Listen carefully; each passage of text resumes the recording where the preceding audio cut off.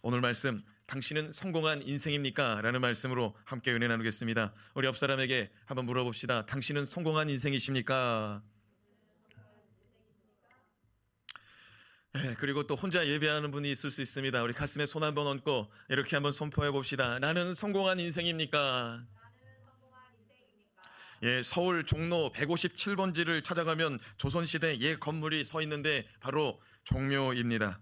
조선의 국왕이 죽을 경우 3년상을 치르게 되는데 이 3년상이 끝날 때 왕의 신주를 위패에 새겨 모시는 곳이 종묘입니다. 우리하고는 거리가 먼 그런 건물이지요. 우리 기독교하고는 거리가 멀어요. 왜 신주단지를 모시는지. 우리 영혼은 예수 믿고 주님을 만난 자 영원한 천국으로 곧장 향하는 줄로 믿습니다. 그런데 이 종묘에 조선의 왕을, 이 죽은 왕을 모실 때에는 죽은 왕의 업적에 따라서 조종군을 붙이게 됩니다. 따라합시다. 조종군. 조는 나라를 세우거나 전쟁이나 기근 가운데 큰 업적을 세운 왕들을 조자를 붙여줍니다. 예를 들면 태조 이성계, 이렇게 죽은 사람, 죽은 왕을 그렇게 그 묘호, 죽은 이 묘실에 붙여주는 이름이다. 그래서 묘호를 붙여주는 것입니다. 종은 부모에게 나라를 이어받아 잘 다스리거나 문무를 융성케 하거나 국가의 번영을 이룬 왕들을 후대가 평가하여서 종자를 써줍니다. 뭘 써준다고요? 종자를 써줍니다. 예를 들면은 세종대왕 같은 사람, 그분이 세종, 종자를 후대가 써준 것입니다. 그리고 조종군, 군자도 있다고 그랬습니다. 군은 폐위된 왕을 말합니다. 왕의 직을 잃어버린, 또 왕의 자리에서 쫓겨난, 그리고 후대가 봤을 때 이들은 조와 종을 붙일 수 없는 왕이다, 이렇게 판단이 되는 이런 왕들을 군을 붙였는데 조선왕조 500년 가운데 딱 두 사람이 있습니다. 누구입니까? 광해군, 연산군. 여러분, 오늘 말씀은 사무엘상 14장을 여러분이 성경책을 한번 펴보세요. 그러면 그 성경책 가운데 뭐라고 기록되어 있냐면은 머리글에 사울의 업적과 그 집안이다라고 기록하고 있습니다. 따라합시다. 사울의 업적과 그 집안. 오늘 말씀은 이스라엘의 초대왕 사울 왕에 대한 평가, 그리고 그 집안에 대한 기록을 남기고 있습니다. 보통 왕의 업적은 이 조선왕조와 같이 왕이 죽은 다음에 그의 업적을 통해서 이렇게 평가하고 기록하는 법인데, 지금 이 사무엘상은 사무엘이 지금 사울이 살아있을 때 그의 행적을 기록하고 나가고 있다는 것입니다. 다시 말해 지금 사무엘상을 기록한 저자 사무엘은 이 사울의 일생을 하나님의 관점으로 지금 중간 평가하고 있다는 겁니다. 그러니까 아직 왕이 죽지 않았는데 다른 시점에서 이전에 왕이 어떤 일들을 행하고 어떻게 왕이 되었고 어떤 집안 출신의 그런 사람인데 왕이 되었고 왕이 되어서 어떻게 그렇게 나라를 다스렸는지를 기록해 놓고, 이제 또 하나님께서 그 왕을 바라보시는 관점을 거기에 오늘 기록하고 있습니다. 누구의 관점으로 기록한다고요? 하나님의 관점으로 기록하고 있다는 것입니다.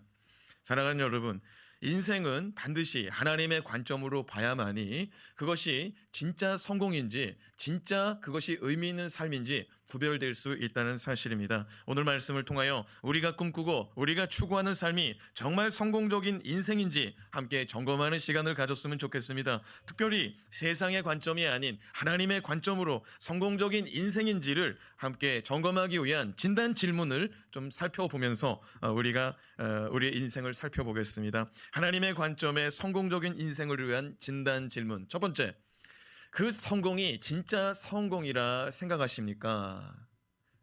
여러분, 우리가 생각하는 그 성공이 진짜 성공이다, 우리가 생각하는 그 성공을 향하여 우리가 달려가고 있는데 그 달려가는 인생이 정말 성공적인 인생이냐, 우리가 되물어야 될 것입니다. 47절 48절 말씀을 같이 읽습니다. 사울이 이스라엘 왕 위에 오른 후에 사방에 있는 모든 대적 곧 모압과 암몬 자손과 에돔과 소바의 왕들과 블레셋 사람들을 쳤는데 향하는 곳마다 이겼고 용감하게 아말렉 사람들을 치고 이스라엘을 그 약탈하는 자들의 손에서 건졌더라.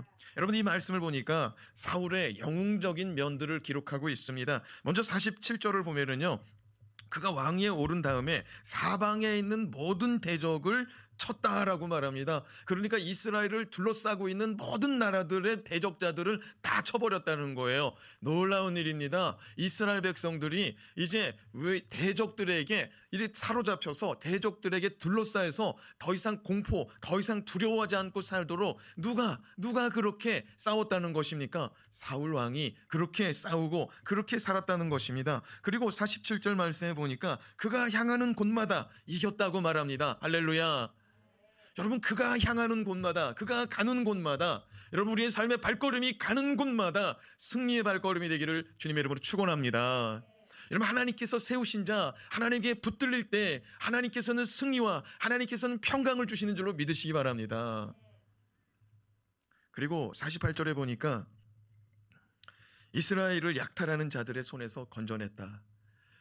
이스라엘 사람들을 블레셋 사람들이 어떻게 약탈했냐면요, 씨 뿌릴 때쯤 되면은요, 겨우내 이 겨울 동안에 정말 못 먹고 배고픈 가운데 봄에 씨 뿌리려고 그 씨앗을 정말 소중히 여기고 가을에 추수한 것을 봄까지 지킨 것을 이렇게 씨 뿌리는 파종의 시기에 씨 뿌리고 있으면은요, 도둑대 같이 나타나 가지고 그 씨 뿌리는 것을 다 뺏어갔어요.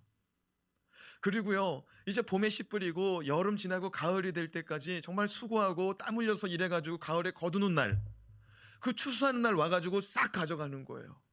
근데 그것을 누가 막아냈어요? 사울 왕이 막아냈다.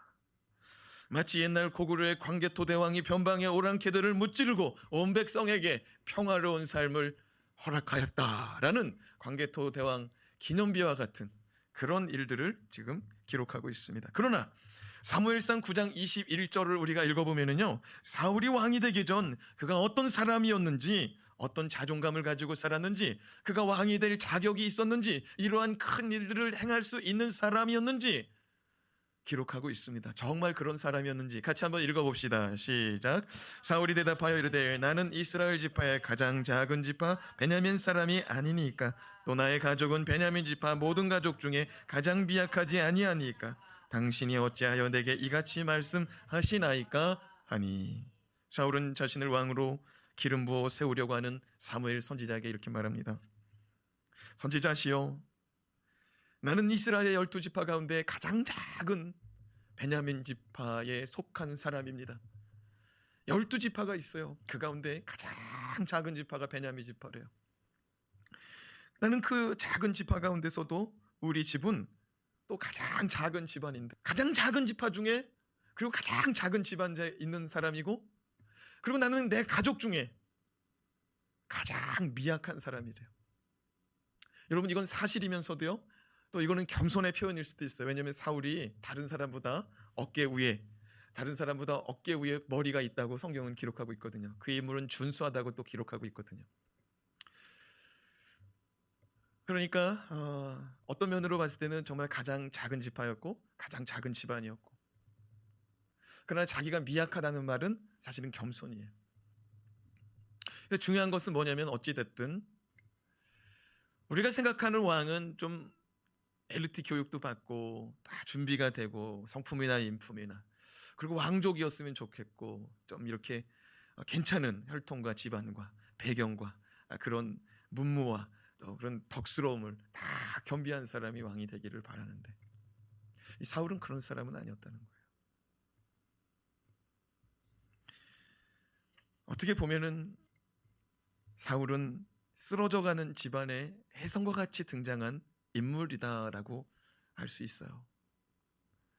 12지파 가운데 가장 작은 집안의 가장 못난 집안, 그리고 못난 사람이다라고 자기가 표현하고 있어요. 하나님께서 세우시니까 가장 작고 가장 못난 사람이 하나님이 세우시니까 하나님의 일을 하게 되더라고요. 할렐루야. 52절 말씀 좀 읽어볼까요? 52절 말씀 시작. 사울이 사는 날 동안에 블레셋 사람과 큰 싸움이 있었으므로 사울이 힘센 사람이나 용감한 사람을 보면 그들을 불러 모았더라.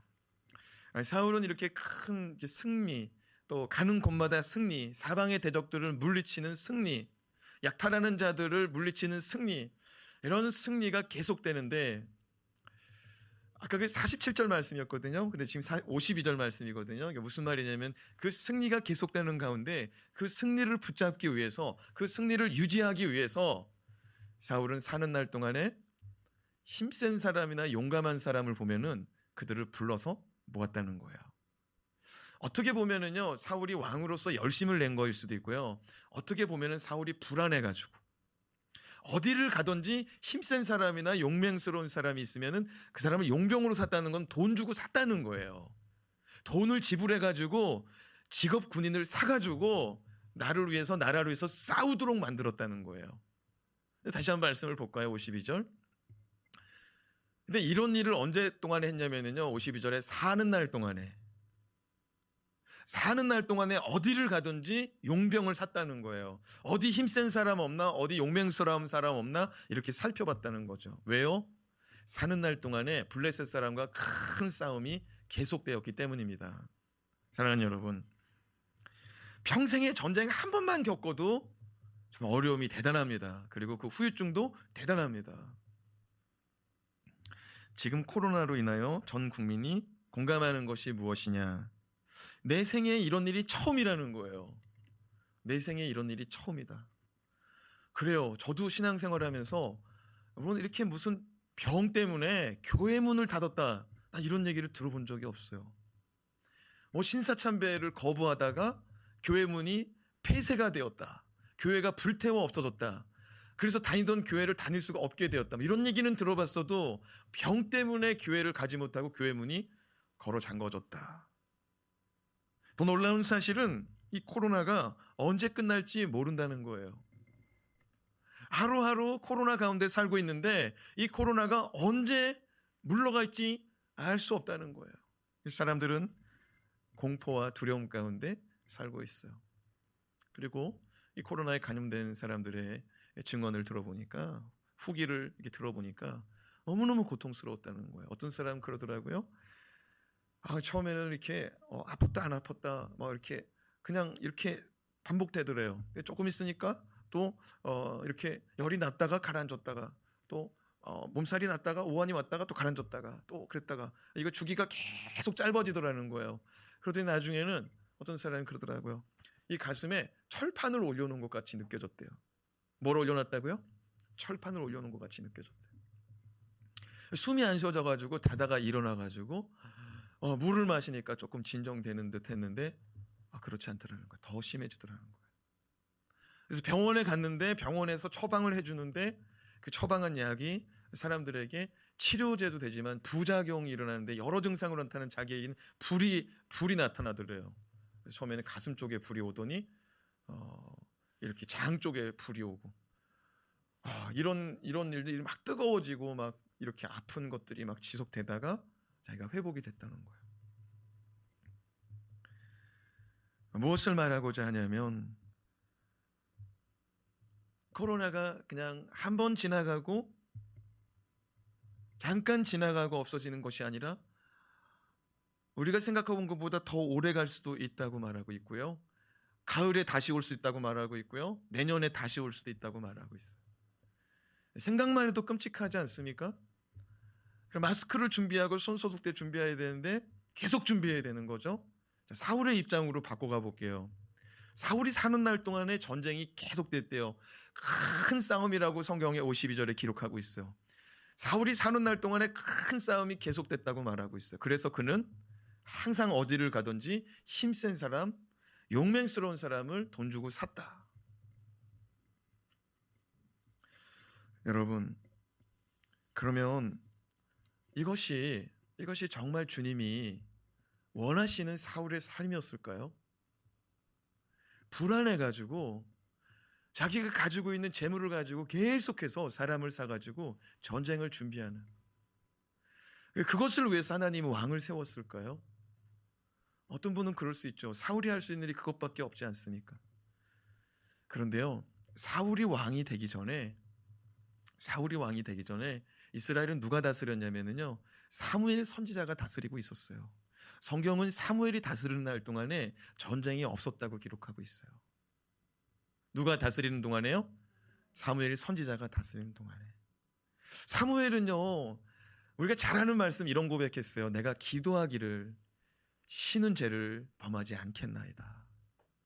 누구를 위해서 무엇을 위해서 기도했을까요? 자기의 입신 영달을 위해서 그걸 기도했을까요? 사무엘 선지자가 주의 종인데 자기 백성을 위해서. 하나님의 뜻이 하나님의 백성이 머무는 땅 가운데 온전히 이루어지기를 바라는 마음으로, 뜻이 하늘에서 이루어지기를 바라는 마음으로 그가 기도한 줄로 믿습니다. 정말 그 기도대로 그 땅 가운데 임하였어요. 그런데 백성들이 왕을 달라고 그러는 거예요. 그래서 하나님께서 하는 수 없이 자꾸 달라고 하니까 그래서 세운 왕이 사울인데, 사울은 하나님께 기도했다는 얘기가 거의 없어요. 자기 열심과 자기 노력으로 살아가는 거죠. 그럼에도 불구하고 하나님이 그에게 은혜를 주신 거예요. 사랑하는 여러분, 열심도 있고 기도하는 주의 백성이라면 얼마나 좋을까요? 열심도 있고 수고하는 왕이면서 정말 하나님 앞에 나아가 간절히 기도하고 기도하기를 쉬지 않는 왕이었다면 얼마나 좋을까요? 여러분, 사울의 이런 열심은요, 자기가 맡은 일, 자기의 왕권, 자기 나라를, 자기 백성을 지키기 위한 정말 헌신적인 수고였는데, 이거는요 진정한 성공이 아니에요. 주 안에 있는 자마다 두려움이 떠나가는 줄로 믿습니다. 주 안에 있는 자마다 두려움과 싸우지 않고 주님을 붙들고 두려움을 떨쳐버리고 주의 평강을 붙들고 주의 은혜를 사모하며 기도하며 살아갈 줄로 믿습니다. 그게 그리스도인이에요. 그게 그리스도인이라고요. 뭐가 그리스도인이에요? 남들과 똑같이 약국에서 줄 서고 뭐 손 세정대 또 손 자주 씻고 그걸 안 믿는 사람도 하잖아요. 근데 그리스도인은요, 주 안에서 주님 붙들고 기도하며 살아가야 될 줄로 믿습니다. 사울은 조바심 속에 계속해서 사람을 사들였어요. 사도 베드로는요, 베드로전서 1장 24절에서 25절로 세상 부귀 영광을 이렇게 말씀하고 있습니다. 같이 읽어봅시다. 시작. 그러므로 모든 육체는 풀과 같고 그 모든 영광은 풀의 꽃과 같으니 풀은 마르고 꽃은 떨어지되. 25절. 오직 주의 말씀은 세세토록 있도다였으니 너에게 전한 복음이 곧 이 말씀이니라. 인생의 모든 영광은 들에 핀 풀과 같이, 꽃과 같이, 잠시 잠깐 피었다가 지는 꽃과 같이, 풀과 같이 시들어 말라 비틀어지고 떨어져 없어지는 그런 것에 불과하다는 사실을 증언하고 있습니다.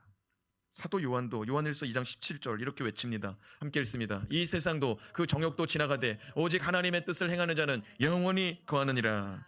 여러분, 이 세상과 인생의 모든 것은 지나가 없어진다는 것을 기억하시기 바랍니다. 이건 진리고요. 이건 자연적인 진리고요. 이건 눈에 보이는 가시적인 진리입니다. 세종대왕도 없어요. 사라졌어요. 그가 만든 한글 남았지요. 그가 만든 문물 남았지요. 그러나 다 없어졌어요. 다 없어졌어요. 말만 남았어요. 말만 남았어요. 그가 만들었던 해시계, 물시계, 그가 만든 거 다 사라지고 없어지고 쓰지 못해요. 근데 그가 남긴 말은 남더라고요. 마찬가지로 하나님의 말씀은 더 영원히 남을 거예요. 성경은 기록합니다. 인생의 모든 것이 다 지나가는데 하나님의 말씀과 하나님의 뜻은 그대로 남을 것이다. 누군가의 젊음, 누군가의 미모, 누군가의 물질, 누군가의 명예, 누군가의 권세, 그 모든 것은 다 지나갈 것입니다. 그러나 하나님의 말씀, 하나님의 뜻은 그대로 남을 것입니다. 어떤 분이 엊그제 신형 자동차가 나왔다고 해서 구입을 했습니다. 그러나 1년이 지나면 그보다 업그레이드된 뉴 모델이 다시 등장합니다. 그리고 7년이 지나면 완전히 풀 체인지된 새로운 모델이 등장했다고 신문, 방송, 광고가 대대적으로 등장합니다. 그 차는 벌써 유행이 다 지낸 차가 돼버려요. 금방 새 것으로 인하여 기쁨을 누렸는데 금방 사라져요. 우리 얼굴도요, 너무 자랑하지 마시기 바랍니다. 우리 의복도, 우리 물질도, 우리 권세도 다 지나가는 거예요. 영원히 남는 것, 그것이 진정한 성공이라는 사실을 우리 깨달읍시다. 우리가 성경을 하나님의 말씀으로 믿는 이유가 무엇이냐? 시대가 변해도 바뀌지 않는다는 진리이기 때문에 그렇습니다. 성경은 창조의 시대 때부터 마지막 종말의 시대까지 다 기록하고 있습니다. 우리는 지금 창조의 시대에 살아가고 있습니까? 종말의 시대에 살아가고 있습니까? 종말의 시대예요. 말세라고 말합니다. 성경은 하나님의 역사이며 또 하나님의 역사가 하나님의 뜻대로 이루어지고 있음을 증언하고 있는 도구예요. 하나님을 증언하고 있는 도구예요. 그래서 우리는 역사를 말할 때 영어로 히스토리라고 말합니다. 히스토리, 우리가 영어로 히스토리라고 말하는데 히스토리는 좀 더 정확하게 얘기하면 his story예요. his story, 그의 이야기. 그의 이야기를 줄임말이 히스토리로 말하고 있는 거예요. 사랑하는 여러분, 역사는 하나님의 관점으로, 하나님을 중심으로 지금 돌아가고 있다는 사실 기억하시기 바랍니다. 이 성경이 그의 이야기잖아요. 창조의 시대 때부터 정말 마지막 때까지 일어난 일을 다 기록하고 있는 거예요. 여러분 가운데서도 읽어보신 분이 계실 겁니다. 저도 신학교 1학년 때 교수님이 지도해 준 필독도서로 접해보았습니다. 이에치 카의 역사란 무엇인가? 이 책에서 이에치 카는 역사에 대해 이렇게 요약합니다. 역사는 현재와 과거의 끊임없는 대화이다. 따라합시다. 역사는 현재와 과거의 끊임없는 대화입니다. 여러분 성경을 역사로 한번 읽어보세요. 창세기부터 계시록까지. 이 성경의 역사를 보고 또 하나님과 대화해 보시기 바랍니다. 하나님이 무엇을 말씀하시는지, 그리고 내가 이해한 것은 무엇인지 하나님께 또 되물어봐요. 그래서 하나님 말씀이 이거 맞습니까? 아니, 나는 그런 뜻이 아니야. 난 이런 뜻이야. 하나님 이런 뜻이 맞죠? 맞아. 난 그런 뜻이야. 난 너에게 그런 말씀을 하고 있어. 사랑하는 여러분, 오늘 하나님께서 이 성경의 역사, 사울과 사무엘의 역사의 사건을 가지고 오늘 주님이 우리 가운데 뭐라고 말씀하고 있습니까? 네가 생각하는 성공이 진짜 성공이냐? 하나님의 말씀을 귀담아 들어보시기 바랍니다. 두 번째, 하나님의 목적에 맞게 살고 있습니까? 여러분, 우리가 진정한 성공의 삶, 정말 성공적인 인생을 살기 원한다면 이런 질문을 되뇌어야 돼요. 하나님의 목적에 맞게 내가 살고 있는가? 하나님은 선지자 사무엘을 사울에게 보내십니다. 날마다 브레셋 사람들을 대항하기 위해 불안한 마음으로 살아가는 사울에게 하나님이 너를 부르신 목적이 무엇인지 가르쳐 주기 위해서 사무엘을 보내십니다. 자, 어떤 회사가 어떤 사람을 채용하기 위해서 모집 공고를 냅니다. 땡땡 부서 땡땡명 모집. 그 회사는 그 사람을 여러모로 재보고 채용을 할 것입니다. 이 사람도 원서를 냈어요. 저 사람도 원서를 냈어요. 이 사람도 원서를 냈어요. 그럼 이 원서를 다 받아서 면접자를 채택해서 면접자를 부르고 이것 살펴보고 저것 살펴보고 이 모양 저 모양 다 살펴보고 우리 부서에 적합한 자다 불러가지고 채용하는 겁니다. 그러면 그 사람이 그 부서에 발령이 나고 그 부서에 보직을 받고 그 부서에 책임 있는 일을 맡게 되는 거예요. 그러면 그 채용된 사람은 그 자리에서 그 일을 감당하라고 부른 것입니다. 부름받은 자는 부름받은 목적을 감당해야 되는 거예요. 믿습니까? 세상에서의 진리죠. 그러나 이것은 영적인 진리이기도 한다는 것입니다. 자, 사무엘상 15장 1절 말씀을 같이 읽겠습니다. 사무엘이 사울에게 이르되 여호와께서 나를 보내 왕에게 기름 부어 그의 백성 이스라엘을 위해 왕으로 삼으셨은즉 이제 왕은 여호와의 말씀을 들으소서. 사무엘은 사울에게 말씀합니다. 하나님은 당신에게 기름 부으시고 이스라엘의 왕으로 세우셨습니다. 누가 왕으로 세웠다고요?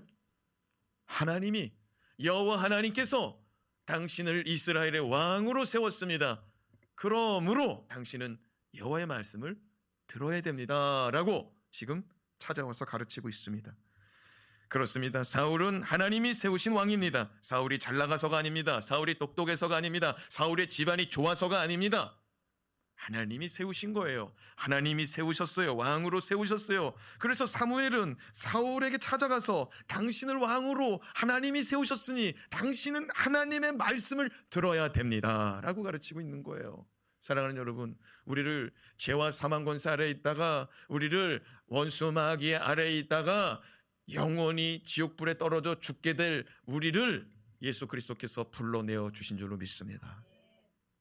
예수 그리스도 안에서 장세전에 우리를 택하사 예수 그리스도의 피값으로 우리를 구속고 죄사함을 받게 하사 하나님의 자녀가 되게 했으니 우리는 아버지의 말씀을 들어야 되고 우리를 위해서 목숨을 내어놓으신 주님의 말씀에 귀 기울여야 된다 이거예요. 우리에게 하나님의 백성을 넘어서 직분을 맡겼어요. 성가대장, 주차 안내, 예배 안내, 찬양대장, 찬양대원, 반주자, 전도사, 목사, 우리에게 집사의 직분, 권사의 직분, 우리를 불러가지고 하나님의 일을 맡겼어요. 그러면 하나님의 말씀을 듣고 하나님 말씀대로 움직여야 돼요. 지금 사울왕이요 자기 생각에 몰두하거든요. 자기 방식으로 나라를 다스리거든요. 그래도 이스라엘 백성을 위해서 하나님이 은혜를 베풀어 주고 있거든요. 내가 잘나서가 아니에요. 그 백성을 보고 그가 속한 공동체를 보고 불쌍히 여겨가지고 은혜를 주고 있다는 거예요. 근데 지금 이 시점이 어느 시점이냐면 하나님의 한계치가 찬 시점이라는 거예요. 사울을 향한 하나님의 관점이 더 이상은 못 참겠다. 그래서 마지막으로 사울에게 사무엘을 보내서 당신을 왕으로 세우셨으니 당신은 하나님의 말씀을 들어야 됩니다라고 마지막 메시지를 전하고 있는 거예요. 신앙은 어려운 것부터 시작하는 게 아니에요. 말씀하신 그대로 가는 게 신앙이고 그게 성공이에요. 사랑하는 여러분,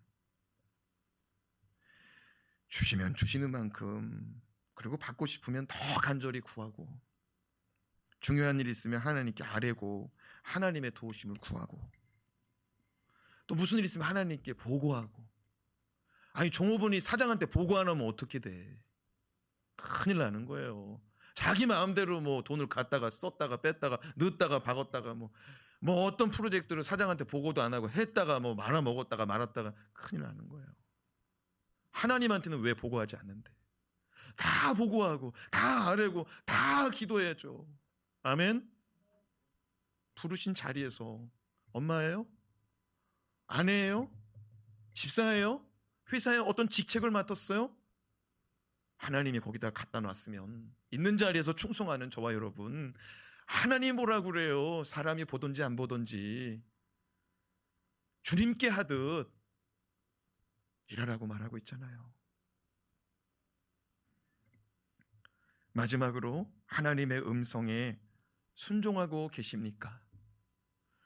정말 참다운 성공, 진정한 성공적인 삶을 살기 원한다면 우리는 이렇게 자문해야 돼요. 하나님의 음성에 순종하고 있는가? 사울은 어느 날부터 하나님을 의지하기보다는 눈에 보이는 힘세고 용감한 용사들을 의지하며 살아갔는데, 그런 사울에게 하나님은 선지자 사무엘을 보내십니다. 사무엘상 15장 1절 다시 한번 읽어봐요. 시작. 사무엘이 사울에게 이르되 여호와께서 나를 보내어 왕에게 기름을 부어 그의 백성 이스라엘 위에 왕으로 삼으셨은즉 이제 왕은 여호와의 말씀을 들으소서. 앞에서 그랬단 말이에요. 14장에 사울의 업적과 그의 집안, 그 머리꼴 아래에 있는 말씀을 봤을 때 사울은 가는 곳마다 정말 승리했다. 이스라엘 백성 약탈당하는 것을 지켜냈다. 모든 대적을 물리쳤다. 이런 내용 다음에 하나님이 그에게 사무엘을 보내고 있어요. 하나님께서 당신을 왕으로 삼았으니까 여호와의 말씀을 들으소서. 자, 그럼 여호와의 말씀이 뭐냐? 2절과 3절 말씀 읽어봐요. 시작. 만군의 여호와께서 이같이 말씀하시기를 아말렉이 이스라엘에게 행한 일 곧 애굽에서 나올 때 길에서 대적한 일을 내가 그들에게 벌하노니 지금 가서 아말렉을 쳐서 그들의 모든 소유를 남기지 말고 진멸하되 남녀와 소아와 젖먹는 아이와 우양과 낙타와 나귀를 죽이라 하셨나이다 하니. 하나님께서 사울에게 말했어요. 사울아, 블레셋 아말렉과의 전쟁이 있을 것이다. 이 아말렉 족속과의 전쟁이 있을 때 내가 옛적에 그들이 출애굽한 내 백성을 루비딘 광야에서 장정만 60만 명, 그리고 그와 함께한 가족들, 그리고 그 가운데 노약자들이 행진할 때 제일 후미에서 노약자들이 행진하고 있는데 이 아말렉 족속이 행진하는 뒷공문으로 와서 그 어린아이들과 부녀자들과 나이가 많은 이 노약자들을 다 쳐서 죽였다. 힘없는 자들을. 그러니까 나는 이번 아말렉과의 전쟁을 나의 심판의 전쟁으로 삼겠다. 너는 아말렉과 싸울 때 남녀노소를 가리지 말고 어린아이까지 다 진멸해라. 그리고 그들이 소유한 소와 양과 낙타와 그 모든 가축도 다 진멸해라. 하나님이 명하셨어요. 그런데 8절과 9절 말씀을 보면 사울이 어떻게 합니까? 시작. 아말렉이 사람의 왕 아각을 사로잡고 칼날로 그의 모든 백성을 진멸하되. 지금 누구를 사로잡았대요? 아말렉 왕 아각을 사로잡았대. 다 진멸하고 죽이라 했어요, 안 했어요? 왜 안 죽였을까요? 나는 왕을 사로잡을 수 있는 권세자야. 12절 읽어봐요. 시작. 사무엘이 사울을 만나려고 아침에 일찍 일어났더니 어떤 사람이 사울에게 말하 이르되 사울이 갈멜에 이르러 자기를 위하여 기념비를 세우고 발길을 돌려 길갈로 내려갔다 하는지라. 따라합시다. 자기를 위하여 기념비를 세우고. 그러니까 성공자들 어느 정도 됐다 했을 때 주의해야 될 점이 뭐냐? 자기 이름을 드러내고 자기 이름을 우상화하고 자기 이름을 기념비를 세우는, 자기를 이렇게, 그거 하나님이 안 기뻐한다는 거예요.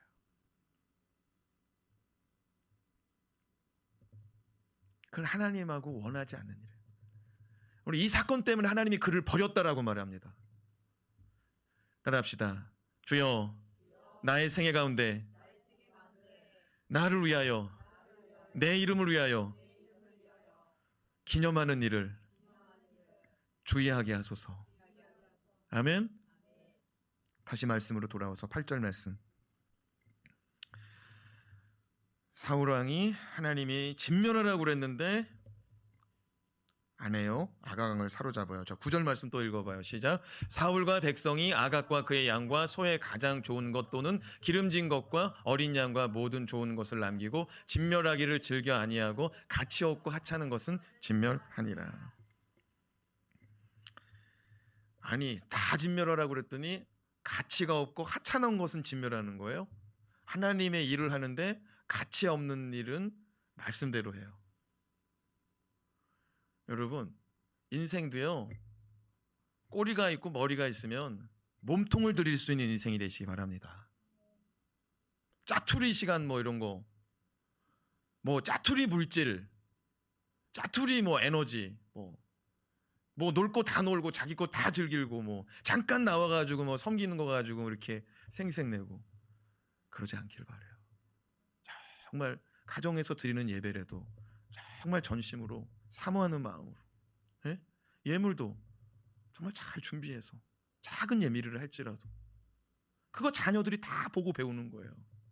자녀들이 다 보고 배우고 그 믿음 그대로 가는 거예요. 개중에 특별한 은혜에 있는 자들이 일어나서 다시 집안을 세우는데, 그렇게 되지 말고 신앙에 좋은 전통이 있으면 얼마나 좋아요.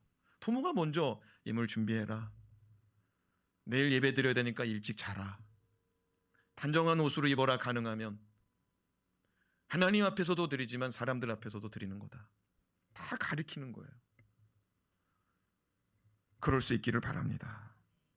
그리고 가치 있는 거는, 좋은 거는 다 남겨가지고 자기 주머니에 넣었다는 거예요. 사울이 소와 양을 챙겨가지고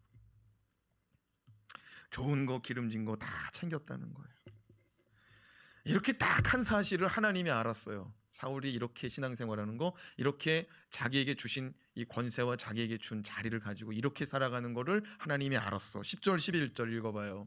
시작. 여호와의 말씀이 사무엘에게 임하니라. 이르시되 내가 사울을 왕으로 세운 것을 후회하노니 그가 돌이켜서 나를 따르지 아니하며 내 명령을 행하지 아니하였음이니이다 하신지라. 사무엘이 근심하여 온 밤을 여호와께 부르짖으니라. 여러분, 사울은 왕이 되었고요, 부자가 되었고요, 사울은 군대를 많이 일으켜냈고요, 사울은 죽을 때도 왕으로 죽었어요. 그러니까 무슨 말이냐면요, 세상적으로 봤을 때는요, 물론 그가 미쳐가지고 귀신 들려가지고 이렇게 좀 말년이 어려웠지만 어쨌든 세상적으로 봤을 때 그가 쌓아놓은 부, 그가 쌓아놓은 명예, 그가 쌓아놓은 권세, 그거 갖고 있는 가운데 죽었어요.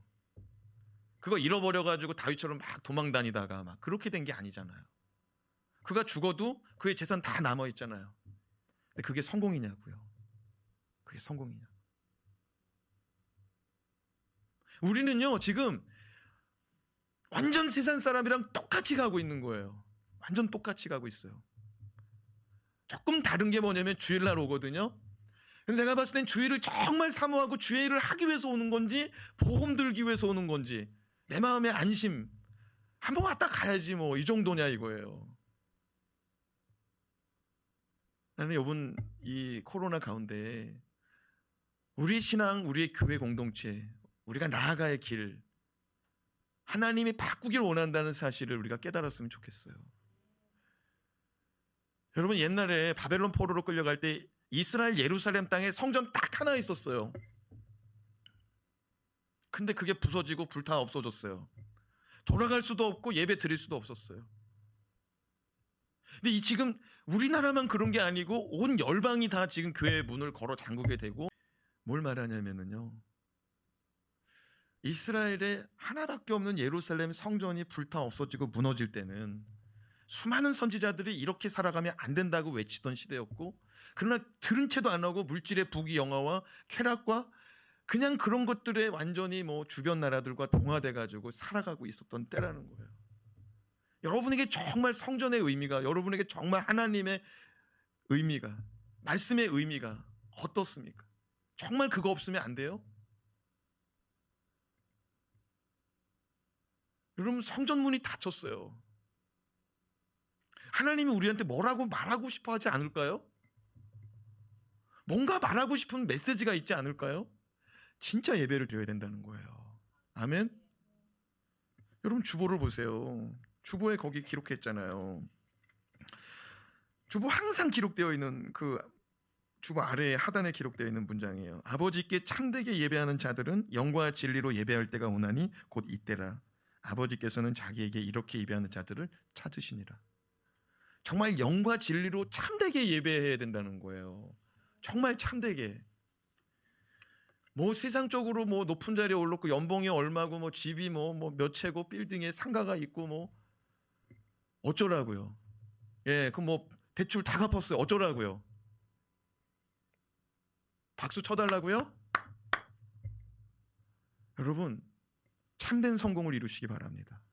돈을 많이 모았는데 가족의 이런 가족애도 없고 부모가 신앙을 가르치지도 않고 자녀들이 부모 공경하지도 않고 형제들끼리 치고받고 싸우고 부모 함부로 하고 하나님 아버지를 엉망으로 모시고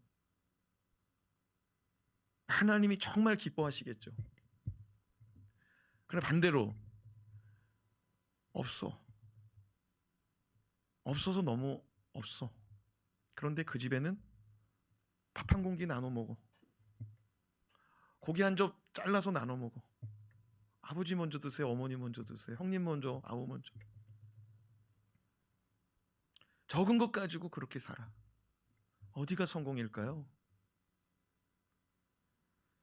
참된 것을 쫓을 수 있길 바라요. 사울이 그거 다 빼돌렸잖아요. 좋은 건 자기가 다 가졌잖아요. 하찮고 가치 없는 것만 줬잖아요. 사무엘이 와가지고 그거 지적했거든요. 그러니까 뭐라고 한 줄 알아요? 아, 이거 하나님께 제사하려고 그랬대. 그럼 진작하지. 그런데 진작하는 것보다 더 중요한 건 뭐냐면 하나님이 뭐라고 그러냐면 난 그거 원하지 않는다는 거야. 너 순종하는 게 먼저라는 거야. 22절 말씀 읽어봐. 22절 이거 말씀 읽고 마칠게요. 시작. 사무엘이 이르되 여호와께서 번제와 다른 제사를 그의 목소리를 청종하는 것을 좋아하심같이 좋아하시겠나이까. 순종이 제사보다 낫고 듣는 것이 순양의 기름보다 나으니라. 이거 좀 우리가 다 알고 있는 말씀이잖아요. 자기 거로 다 빼돌렸어요. 하나님이 멸하라면 멸하는 거예요. 근데 하찮은 거 멸해버리고 좋은 거 가치 있는 거는 다 빼돌렸다 이거야. 왜 그렇게 했냐 그러니까 아이고 또 뭐 예배를 위해서 또 그랬다네. 내가 개업할 때도 물어보죠. 이 회사 잘 되면 어떻게 할 거냐. 아, 주를 위해서 한대. 우리 주를 위해서는요 시작부터 하는 게 좋아요. 시작부터. 나중에 잘된 버릇이 안 되는 버릇이 들어버려. 버릇이 직장도 막 하나님께 사모해서 들어가겠다고 막 해서 들어가. 대학도 막 들어가기만 해달라는 거야. 막 들어가는 즉시로 약속 지키고 순종하고. 할렐루야. 하나님이 들으시고 하나님이 이루어 주시면 즉시로. 하나님이 뭐라 그래요? 순종이 제사보다 낫대. 순종합시다. 언제 순종하려고 그래요? 엉뚱한 얘기만 하는 거예요, 사울이 자꾸. 너무 놀라운 사실은 이 22절 앞에 9절, 10절, 11절에 하나님이 뭐라 그러냐면 그가 나를 따르지 않는다는 거예요. 그가 내 목소리를 듣지 않는다는 거예요. 그가 내 말에 순종하지 않는다는 거예요. 나는 그 사람, 그 사울을 왕으로 세운 것을 내가 후회한다. 여러분, 하나님 후회시키지 말아요. 하나님이 은혜 주셨어요. 여러분에게 은혜 주셨어요. 근데 하나님 근심시키지도 말고 후회시키지도 마요. 나도 내가 우리 성도들 보면은 다 보여요. 정말 어떻게 믿음 생활하고 어떤 마음 갖고 어떻게 봉사하는지 나도 보이는데 주님이 안 보이겠어요? 하나님 앞에 살아갑시다. 나도 마찬가지, 저도 마찬가지고요. 저도 늘 하나님께 이 새벽 예배 없으면 어떻게 했을까 할 때가 너무 많아. 이 새벽 예배가 하나님이 나를 붙들어 놓는 자리더라고. 이 자리 때문에 내가 무릎 꿇게 되고 엎드리게 되고 말씀을 전하고 준비하면서 나에게 주시는 말씀으로 먼저 받으니까 회개가 되고 죄송하니까 하나님께 용서 구하고 더 잘하겠다고, 그리고 하나님 도와달라고, 지금 교회가 이런 상황이라고, 성도님이 이런 상황이라고 아뢰고 보고하고. 여러분, 이거 없으면 안 된다는 거예요.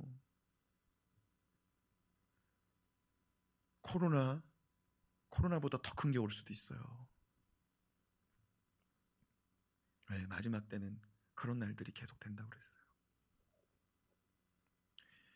사랑하는 여러분, 정말 인생 가치 있게 살아갑시다. 기도하겠습니다.